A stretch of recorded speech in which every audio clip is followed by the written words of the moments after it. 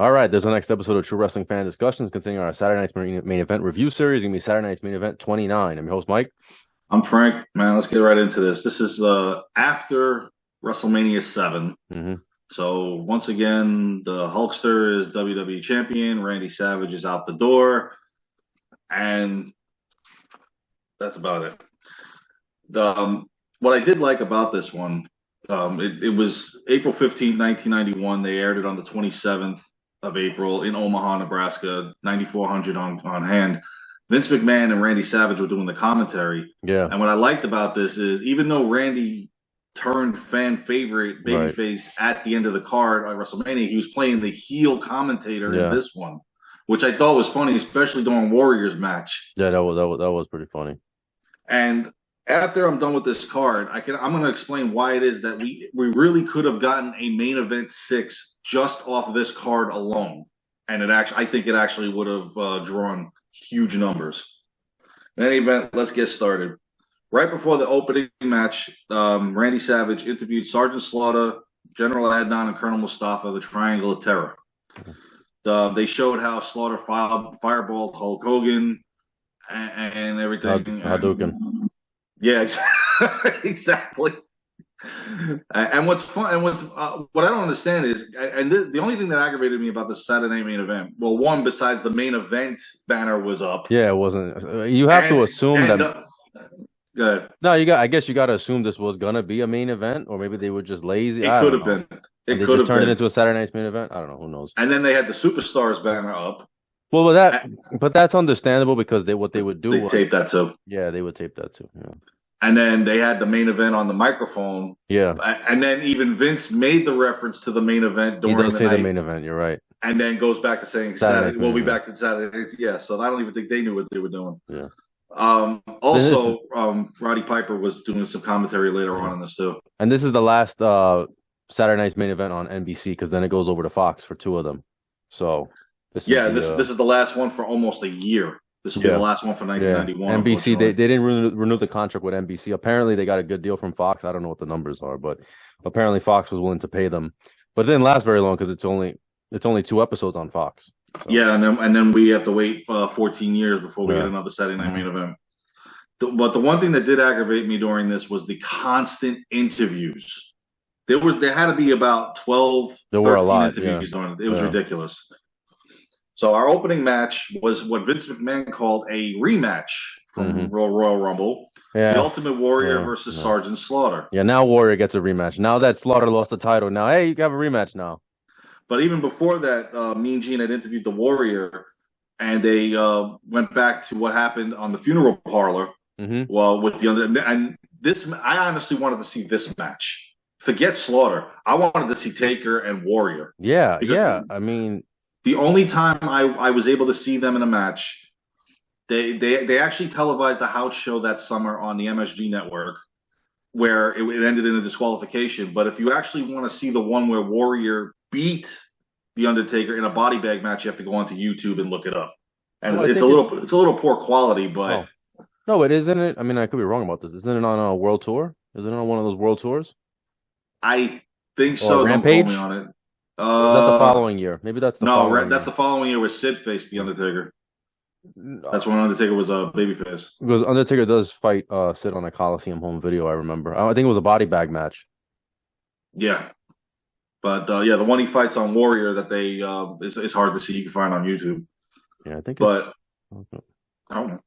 I remember seeing in July on the MSG network. I was watching it because it was at Madison Square Garden that the 2 of them fought because Lord Alfred Hayes and Sean Mooney were doing the commentary, and Warrior won by disqualification.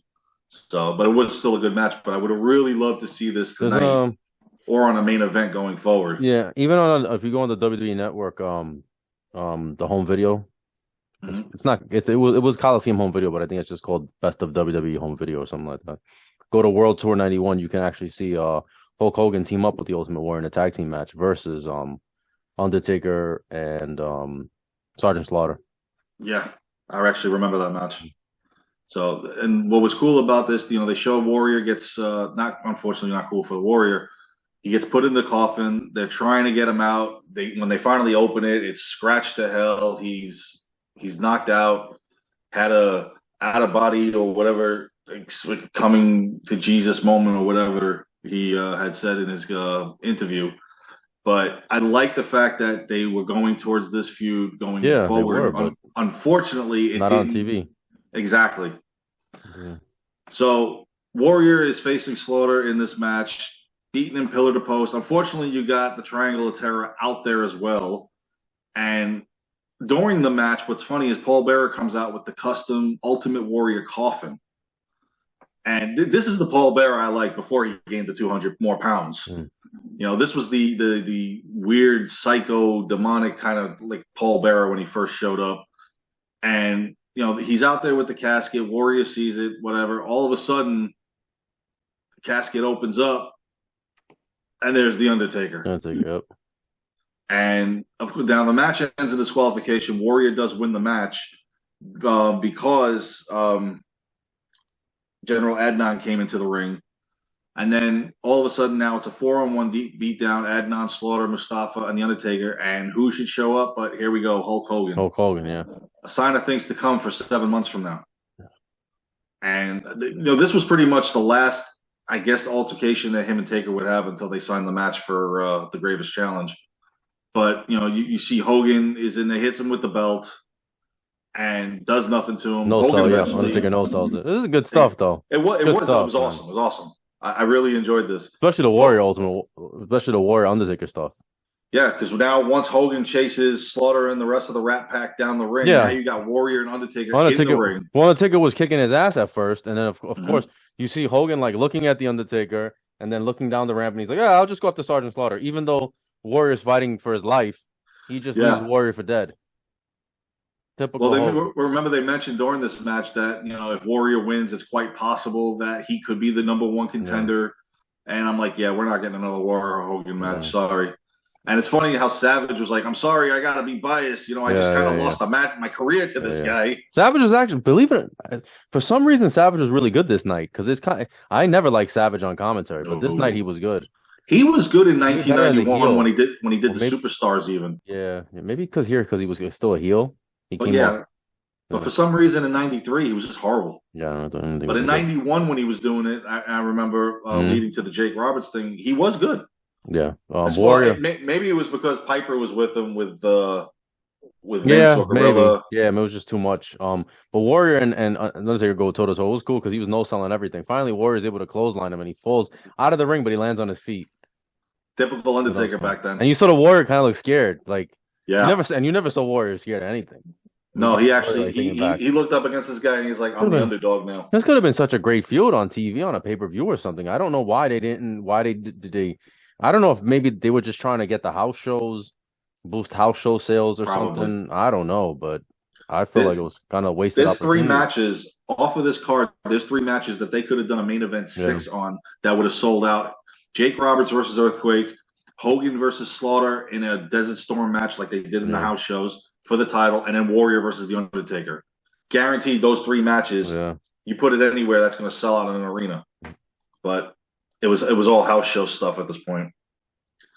So following this match now, Mean Gene interviewed the Nasty Boys for the upcoming tag title match that they were having, their first on-screen, on TV title defense. Oh, God. I still don't agree with the fact that they won the tag titles, but whatever.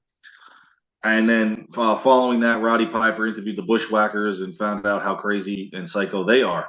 Well, he was getting eaten alive over there. But this match was trash. I'm sorry. They botched it. I don't know if you caught it, but the referee couldn't count to 3 because Jerry Sags was late getting to Brian Knobbs. Because he counted 1, 2, and then the ref looked over, and you see Knobbs yell, Sags! Yeah. And the crowd is going nuts because now they think the Bushwhackers have won the titles. Yeah. Which I can't see why why everybody would cheer that the Bushwhackers won the titles. They were still baby faces. I never cared for them, but you know. They were entertaining, but not a team I saw that would be. Nah, they were like comic relief. Yeah. Exactly. So. It ends with a roll-up, a boot on his butt. 1, 2, 3. Bushwhackers lose. The Nasty Boys keep the tag titles. And they mentioned that the Legion of Doom were knocking on the door. Please, they were knocking on the door the minute the Nasty Boys got the 1-2-3 count at Mm-hmm. WrestleMania 7. Yeah. So now our next match was actually an interesting one. It was going to be the 20-man over the top rope battle royal. Before that, however, Mean Gene had interviewed The Undertaker and Paul Bearer about everything that happened. And Paul, I tell you, Paul Bearer, when he first came in, was, oh my God, he was good, that was good stuff.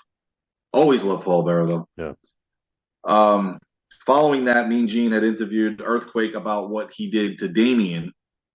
And I remember this as if it was I watched it yesterday. Oh my God. No, Damien, no. I think I remember that every time he went to sit on him, they turned the camera away on Superstars, but they had Jake tied up in the rope, and I really think this is what made him snap to turn heel. Yeah, probably because I mean, even think about it, like for him to change the name to Lucifer, and Lucifer wound up being the Cobra. Yeah. I believe. I think on the Superstars he had mentioned that when he had the King Cobra, it was Lucifer. Yeah. But he brings out Lucifer during the Battle Royal, and it's another Python. Right. You know, Damien's older brother. Yeah, but for him, so Earthquake killed Damien, and now they got Lucifer, which should tip everybody off. He's going to become a heel at some point. He kind of portrayed that a little bit in the interview and during the match a little bit, but I mean, it's still a little early. How about him doing a promo with Macho Man? Looking back on it, yes, I know, because we're about to do the next Saturday Night Main Event, which the two of them are going to be fighting. Right, they're about to have one of the best feuds of all time, and the same, later on that year. Anytime I've seen Jake and Savage together, I think of 1991. Yeah. Even when they teamed together when we did that Survivor Series one, I was like, it was hard to see Savage team with the people he's feuded with the most. Right, yeah. And Jake Roberts was one of the best feuds they ever had. That should have finished at a pay-per-view, but we're not going there.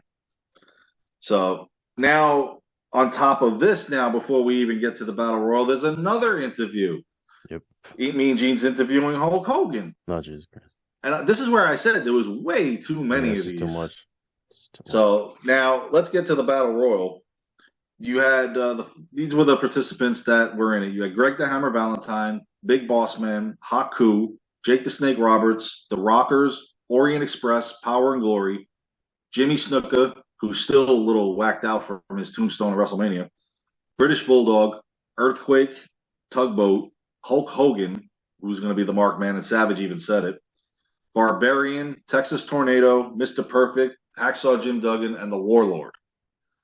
Now, this Battle Royal wasn't bad. There was nothing up for grabs except for taking Hogan out, which Tugboat was the one that eliminated Hogan, which I was like, tossed him out like.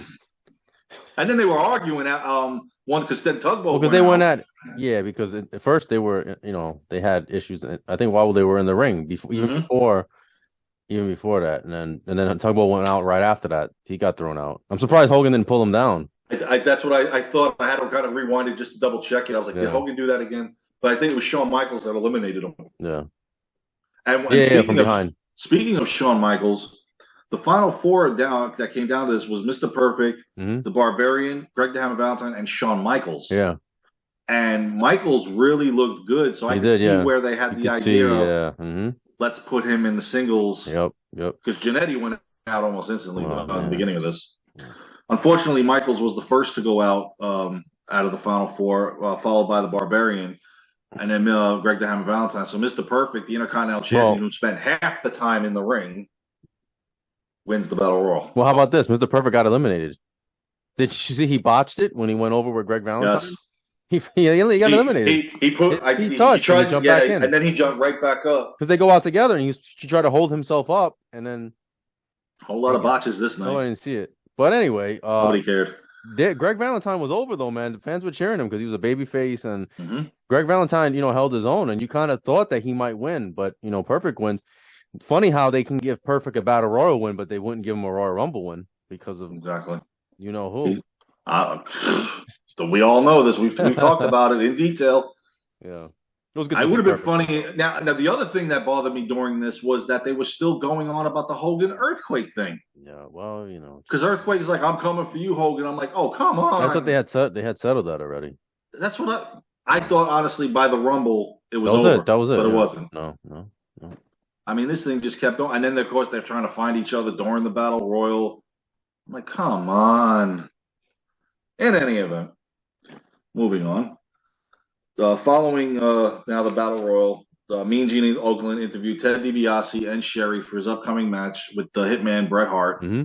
Ted had a lot to say about Bret in this one, and this was actually a good match. And these two always did have good matches. Yeah, they should have had a feud, man. I had mentioned this a while ago when we did our Survivor Series 1990. How that was great when those two got in the ring together. How like, wow, man, these guys could have had a great feud, and you saw it here tonight. Bret is just becoming a singles wrestler now, officially, I believe, because it's right after WrestleMania. Mm-hmm. So he's on his way to win the IC belt. What a match! Yes, definitely. Yeah, these two just. This was one of the better matches of the night. Unfortunately, the ending is what bothered me. Yeah, I didn't. You know, Piper comes down. Well, Sherry's getting involved. Yeah. She kept pulling on Bret's boot. So Piper comes down. He's dealing with Sherry. DiBiase goes and chases him. Bret, for whatever reason, Bret leaves the ring and chases DiBiase, and it winds up being a double count out. Yeah. Which I didn't like. I thought if Bret's going on a big push, then he needs this victory here. He needs to against the $1 Million Man. Yeah, I don't know why they were protecting Ted DiBiase at this point. I don't know. Because now he's starting to. All right, he's in the feud with Virgil, but now he's starting to dwindle to where he's going to be in a tag team soon because of his past injuries. Yeah, and Bret's just now, coming onto this singles push. Yeah, I really think he needed this win over DiBiase. They should have, but they didn't. And this also, I think, should have been the main event of the night. Speaking of the main event, it was Tito Santana in a rematch from WrestleMania 7 against the Mountie. Oh, Jesus Christ. Every time I think of the Mountie now, I think of Piper's interview at Royal Rumble 92. Yeah. And the Jailhouse match from SummerSlam. That was good. I like the Mountie's theme song, too. I don't think he had it. He doesn't have it here. No, he has the Ludwig Borger one. Yeah. He doesn't have the one I am the Mountie. Yeah, not yet. It's catchy. Yeah. Well, so was the Rougeau one. Yeah. All American Boys. Yeah. So, I mean, we didn't care for him as a wrestler, but he had catchy tunes. Yeah. So, I mean, and this match, again, it's not one clean, which it's really not supposed to be. He uses the cattle prod on Tito Santana. Yeah, I love how they just add that noise into that. And every time over the top, yeah. There was one time on Superstars it actually sounded like the buzzer for the Royal Rumble. It went Oh yeah. Every time they just changed it. Yeah. And then there was another one like in a cartoon where you get the electricity. It's just funny how every different noises every time they did this thing. Meanwhile, the damn thing didn't even work. But I mean, the match was okay. Again, rematch from WrestleMania 7. Tito loses again. Poor guy. They're building up the Mountie. He's about to start his feud with the Big Boss Man if he hadn't already. So to close out the night, now we've got more interviews. We've got Mean Gene interviewing Slaughter, saying the same things that he said earlier in the night, followed by Piper interviewing Hogan, which I like that.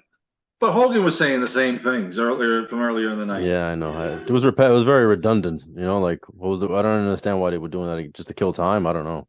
If you took half of these interviews out, you probably could have put one more match in there. Well.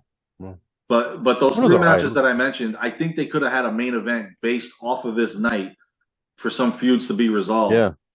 And unfortunately, we don't get it because this is the last one for the year. We're not going to get another one until February of '92. The infamous Hogan and Sid Justice. Mm-hmm. So unfortunately, the Saturday night main events for that era are coming to an end. But we still have 2006 to go. No, Jesus Christ. All right. Your favorites. Yeah. But overall, it was a pretty good one. I liked it. Yeah, it was entertaining. It was good. It had some good moments in this. I enjoyed it. Definitely. Yeah. All right. That's our review. Please like, comment, share, subscribe. We'll see you guys soon. Take care.